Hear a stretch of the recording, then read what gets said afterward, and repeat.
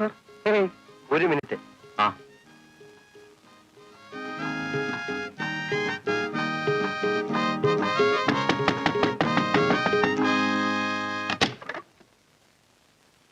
കാർത്തിയനമ്മയില്ലേ? ചിട്ടി കമ്പനിയാണോ? ഒരു ചിട്ടി കമ്പനി തുടങ്ങിയാലോ എന്ന് ആലോചനയുണ്ട്. ഇപ്പൊ ഞാൻ വീട്ടിൽ നിന്ന് വരാം. കാർത്തിയനമ്മയില്ലേ? എനിക്ക് ആളെ മനസ്സിലായില്ലല്ലോ. നീ കാർത്തിയനമ്മയുടെ മോനാണോ? അത് നിങ്ങൾ ആരെന്നൂടാ? അമ്മ വിളിയടാ. ചൂടാവാതെ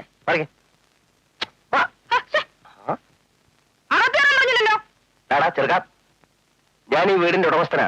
നീ ഒന്ന് ഹൗസ് ഓണർ ഗോപാലകൃഷ്ണ പണിക്കർ വന്നിട്ടുണ്ടെന്ന് പറ. ഓ ഓ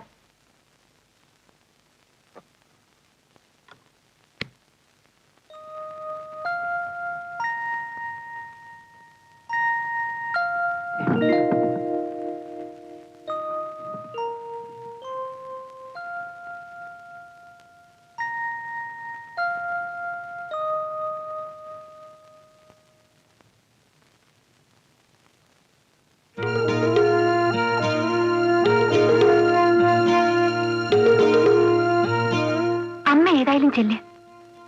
അതിപ്പോ മോന് ചെന്ന് പറ. അമ്മ ഇങ്ങനെ പേടിച്ചാൽ എങ്ങനെയമ്മേ? അമ്മ പറഞ്ഞാലേ അയാൾ കാര്യമായിട്ട് എടുക്കൂ. അതെ, എന്നാലും ഞാനിപ്പോ എന്തോന്ന് വെച്ചെന്ന് പറയുന്നേ? അത് ഞാൻ പറഞ്ഞു തരണോ? വീട് ഒഴിയാത്ത എന്താന്ന് ചോദിച്ചാൽ ഞാൻ എന്തോ പറയും. തൽക്കാലം ഒഴിയാൻ ഒരു നിവൃത്തിയില്ലെന്ന് പറഞ്ഞു വെച്ചാൽ മതി. മതിയോ? ആ മതി. ശരി.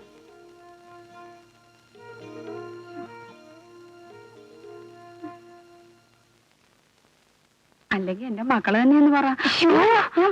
ഗുരുവായൂരപ്പാ.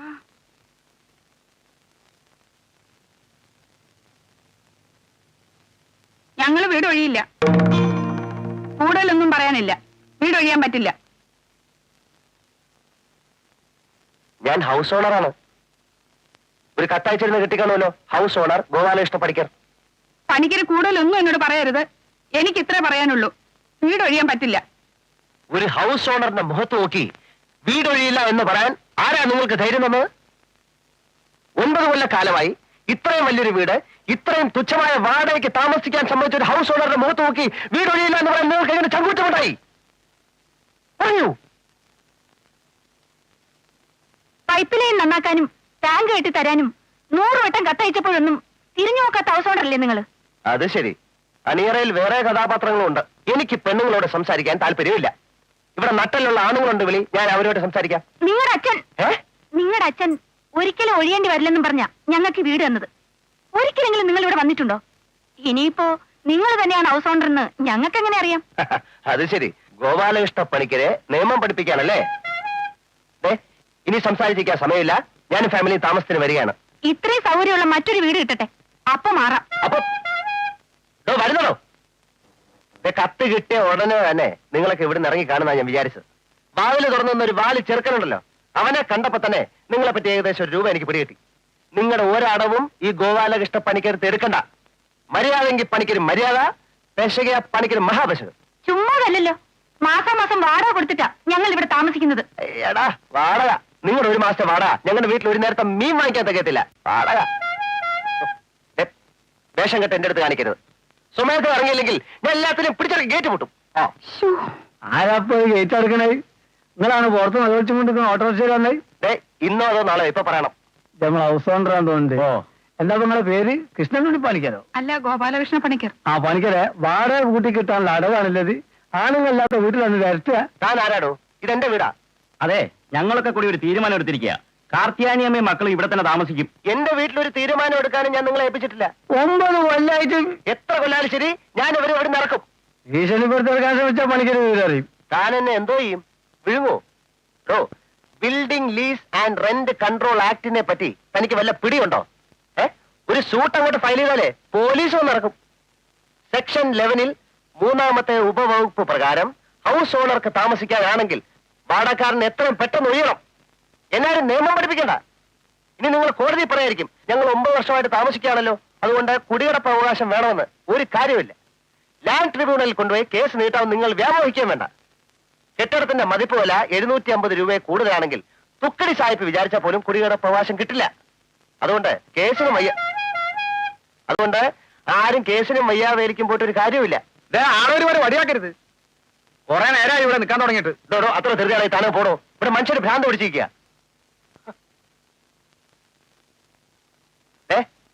ഞാൻ അവസാനമായിട്ട് പറയാണ്, വെറുതെ എന്റെ ശരിക്കുള്ള സ്വഭാവം പുറത്തെടുപ്പിക്കരുത്.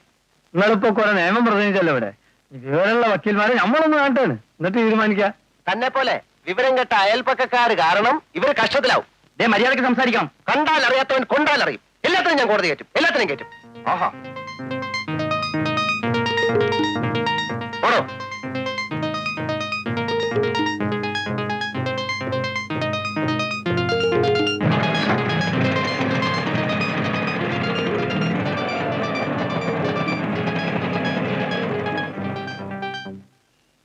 ചേച്ചി, ഇത് ടീച്ചർ തന്നതാ. ഭക്ഷണ വസ്തുക്കളെ 7ആയി തരംതിരിച്ചിരിക്കുന്നു. 1 ഇലക്കറികൾ, മത്തങ്ങ, കാരറ്റ് തുടങ്ങിയവ. 2 തക്കാളി, നാരങ്ങ തുടങ്ങിയവ. 3 പഴങ്ങൾ, പച്ചക്കറികൾ. 4 മുട്ട, മത്സ്യം. എന്തോന്നായത്? പോഷകാഹാരത്തിന്റെ ലിസ്റ്റാ. പഴവർഗ്ഗങ്ങൾ നല്ലോണം കഴിക്കണമെന്ന് ടീച്ചർ പറഞ്ഞു. ആഹാ, എന്നാ ടീച്ചറിനോട് തന്നെ വാങ്ങിച്ചു തരാൻ പറ. പോടി അമ്മ, ഞാൻ പോകുന്നു.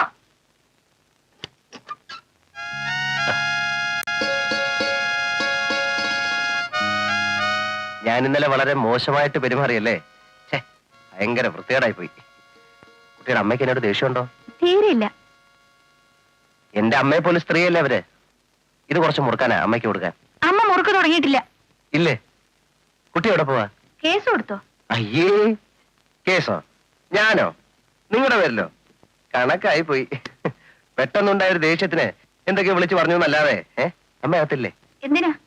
വെറുതെ കാര്യങ്ങളൊക്കെ പറഞ്ഞിരിക്കാൻ. വേണ്ട, ഇന്നലത്തെ നിങ്ങളുടെ സംസാരം തന്നെ അമ്മ ആയുഷ്കാലം മുഴുവനും ഓർമ്മിക്കും. കുട്ടിക്ക് എന്നോടുള്ള പിണക്കം തീർന്നില്ലല്ലേ? അതിന് നമ്മൾ തമ്മിൽ ഇണങ്ങിയിട്ടില്ലല്ലോ. ആ, അനിയത്തിയായിരിക്കും. ടിങ്കിടി. എനിക്ക് ഓഫീസിൽ പോണം. വെക്കുള്ളൂ. ഞാൻ അമ്മയായിട്ട് വല്ല തമാശയൊക്കെ പറഞ്ഞിരിക്കാം. ആളുകളെ ഉപദ്രവിക്കാൻ തന്നെയാണ് തീരുമാനം അല്ലേ? ഇവിടുത്തെ കാര്യങ്ങളൊക്കെ അന്വേഷിക്കുന്നത് ഞാനാണ്, അമ്മയല്ല.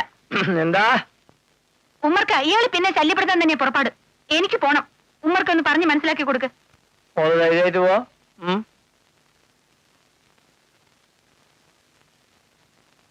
എന്താണ് എനിക്കത്? എന്താ? അതെന്നാണ് ഞാൻ ചോദിക്കുന്നത്, എന്താന്ന്. ആ,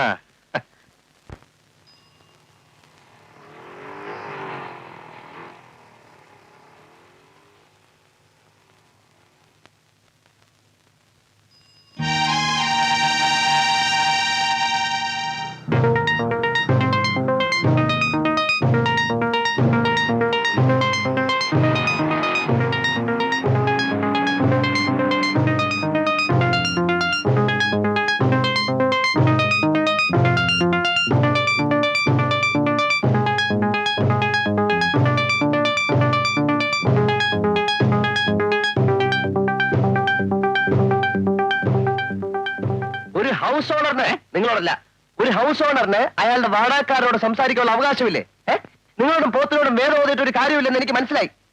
നിങ്ങളാണ് ഗൃഹനാഥാന്നല്ലേ പറഞ്ഞത്? വാളെടുത്ത് നിന്നൊന്നും വെളിച്ചപ്പാടാവില്ല. ആരായാലും മര്യാദ എന്നൊരു സാധനം വേണം. നിങ്ങൾ അമ്മയ്ക്കും മക്കൾക്കും മര്യാദയുടെ ഒരു അംശം തൊട്ട് തീണ്ടിട്ടില്ല. പക്ഷേ ഇത് ബസ് സ്റ്റോപ്പാണ്. അറിയാം. ഓ, മറ്റുള്ളവർ കേൾക്കുന്നുണ്ടല്ലോ, വിഷമമായിരിക്കും. കേൾക്കട്ടെ. ഒരു ഹൗസ് ഓണറിന്റെ പ്രോബ്ലംസിനെ കുറിച്ച് അറിയാവുന്ന ചിലരെങ്കിലും ഈ കൂട്ടത്തിൽ കാണുമല്ലോ. എവിടെ പോകുന്നു? പൗഡറും പൂശി പൊട്ടുമൊക്കെ തൊട്ട് വലിയ ഉദ്യോഗസ്ഥ ചമ നടക്കാം. ഞാൻ നിങ്ങൾ പറഞ്ഞു വിടില്ല. സമാധാനമായിട്ട് കാര്യങ്ങൾ പറഞ്ഞ് ഒതുക്കാമെന്ന് കരുതി ഞാൻ നിങ്ങളുടെ വീട്ടിൽ വന്നപ്പം നിങ്ങൾ എന്നെ അവമാനിച്ചു. മിസ്റ്റർ, എന്താ മിസ്റ്റർ? റോഡിൽ വെച്ച് സ്ത്രീകളോട് ബഹളം വയ്ക്കുന്നത് ശരിയല്ല. ബഹളം വയ്ക്കുന്നത് ശരിയല്ലേ? ആരാന്റെ കാര്യത്തിൽ എന്താ താല്പര്യം? തെറ്റി ശരി നിശ്ചയിക്കാൻ നിങ്ങളാരാ? വലിയ ന്യായാധിപം വന്നിരിക്കുന്നു. എന്നാ പിന്നെ താൻ ഇവരെ എന്റെ വീട്ടിൽ ഇറക്കി വിട്ടാ ഇനി സഹിക്കാൻ പറ്റില്ല. ഇന്ന് 2-1 അറിഞ്ഞിട്ട് ഞാൻ ഇവിടെ നിന്ന് പോകുന്നുള്ളൂ. എന്താ നോക്കി പേടിപ്പിക്കാണോ? അതെ, ആഫീസിൽ പോകുന്ന പിന്നായിട്ട് എനിക്ക് തീരുമാനം അറിയണം. ഇറങ്ങാൻ ഇറങ്ങാൻ ഇറങ്ങാൻ. ആ കൊച്ചിനെ ഇറങ്ങട്ടെ. വണ്ടിയല്ലേ ആ കൊച്ചിൽ. ഈ നാട് നന്നാവില്ല, ഒരു കാലത്ത് നന്നാവില്ല. ഇവിടെ സോഷ്യലിസം വരും. കമ്മ്യൂണിസ്റ്റ് വന്നാലും കോൺഗ്രസ് വന്നാലും സോഷ്യലിസം നമുക്ക് വിധിച്ചിട്ടില്ല. ഇവിടുത്തെ building lease and rent control act house ഓണർമാരെ തുറയ്ക്കാൻ വേണ്ടി മാത്രം ഉണ്ടാക്കിയതാ.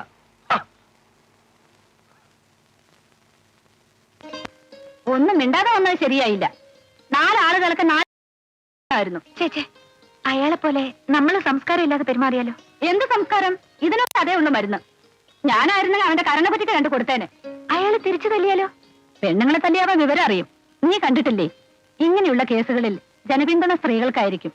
തൊലിവെളുപ്പുള്ള പെമ്പിള്ളാർക്ക് വേണ്ടി ത്യാഗം ചെയ്യാൻ ആളുകൾ ഒരു ചാൻസ് നോക്കി നടക്കുക. ചേച്ചി വിചാരിക്കുന്നത് പോലെ അത്ര എളുപ്പമുള്ള കേസല്ല അയാള്. എന്തിനും തയ്യാറായിട്ടുള്ള പ്രകൃത. കാശുകാരനാണല്ലോ, അതുകൊണ്ട് തിന്നു കൊഴിപ്പിച്ചെടുത്തിരിക്കുക ശരീരം ആളുകളുടെ മെക്കിട്ട് കയറാൻ. അപ്പൊ നീ വീട്ടിൽ നിന്ന് ഇറങ്ങാൻ പോവാണോ? പേടിച്ചിട്ടോ? അതേതായാലും ഇല്ല. 8-9 കൊല്ലായിട്ട് താമസിക്കുന്ന വീടല്ലേ ചേച്ചിയത്. അങ്ങനെ അങ്ങ് ഇറങ്ങാൻ പറ്റുമോ? ഉമ്മർക്ക് പറയുന്നത് ഒരിക്കലും ഇറങ്ങണ്ടെന്നാ. അതാ അതിന്റെ ശരി. മോനെ നോക്കുന്ന സ്ത്രീക്ക് നല്ല സുഖമില്ല. ഉച്ച മുതൽ ഞാൻ ലീവാ. നാളെ കാണാം. പ്രോവിഡന്റ് ഫണ്ടിൽ നിന്ന് ലോൺ എടുക്കുക നിവൃത്തിയുള്ളൂ. അരിയേഴ്സ് എല്ലാ കാലത്തും അരിയേഴ്സ് ആയി നിലനിൽക്കും. അതെ, പിന്നെ ഇനി പെൻഷന്റെ കൂടെ നോക്കിയാൽ മതി.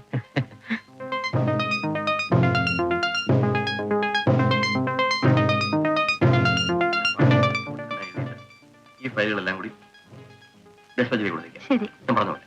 പിന്നെ ഈ ഫയൽ ഉണ്ടല്ലോ. Know that. ഞാൻ ആ കുട്ടിയുടെ ഹൗസ് ഓർഡറാ. ഞങ്ങൾക്ക് ഒരു പ്രോബ്ലം സംസാരിക്കാനുണ്ട്. ഓഫീസ് സമയത്ത് ആരെയും കാണാൻ പറ്റില്ല. ഓഫീസ് ടൈമിൽ പറ്റും. ഞാൻ ഹൈക്കോടതി വരെ സോറി ഓഫീസ് ടൈമിൽ ആളെ കണ്ട് സംസാരിച്ചിട്ടുണ്ട്. എന്താ ഒരു കാര്യം സംസാരിക്കണം. ആഹാ ദേ, നിങ്ങളെ അന്വേഷിച്ചേ രാവിലെ പോലെ ഞാൻ നടക്കാം. ഞാൻ ഒരു ജലപാനം പോലും കഴിച്ചിട്ടില്ല. എന്നെ വെയിലത്തെടുത്തിട്ട് എന്റെ ചക്കരക്കുട്ടി ഫാൻ അടിയിട്ട് സൂഹിക്കുക. എന്നിട്ട് അയാളെ പറ്റി പുറത്താക്കി സാറേ. ഞാൻ ഒരു കാര്യം സംസാരിക്കാൻ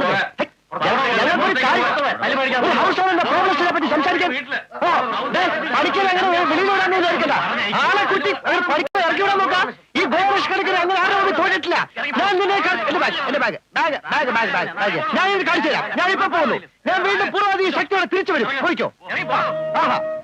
പ്രശ്നം അയാൾ ആരാ?